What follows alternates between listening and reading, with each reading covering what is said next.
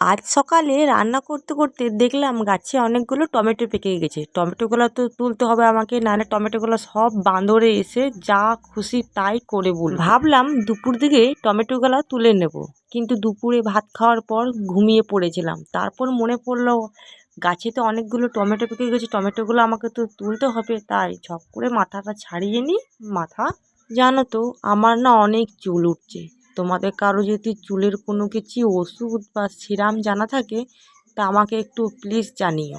এই যে চললাম, এই যে টমেটো গাছ, পই গাছ যত দেখছো, এখানে আমাদের একটা দোতলা বাড়ি ছিল, ভাঙা মাটির বাড়ি।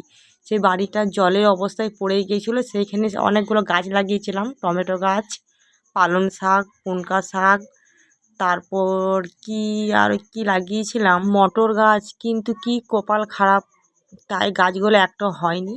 এদিকে টমেটোগুলো দেখো, আমি যখন এসে দেখি যে আমার শাশুড়ি মা এক গাছ ভর্তি টমেটো সব পেকে একেবারেই নাজেহাল অবস্থা। বালতি ভর্তি টমেটো তুলে নিয়েছি। আর এত টমেটো আমরাও খাবো না, আমাদের পাড়ায় যারা কাকিমা জেঠিমা আছে ওদের যখন যখন ওদের বাড়িতে কোনো ফসল হয় তখন আমাদেরকেও দেয়। তাই মাকে বললাম, তুমি গাছে যত টমেটো আছে সব তুলে নাও। দেখি গাছের পাকা পাকা টমেটো কার না তুলতে ভালো লাগে বলো।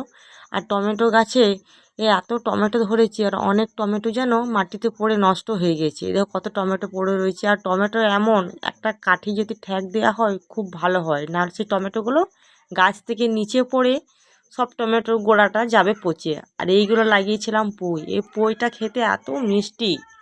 আর দাঁড়াও বলে দিই, আমার নাম হচ্ছে অন্নপূর্ণা। এটা আমার ফার্স্ট ব্লগ। বাই বাই, আবার দেখা হচ্ছে নেক্সট ব্লগে।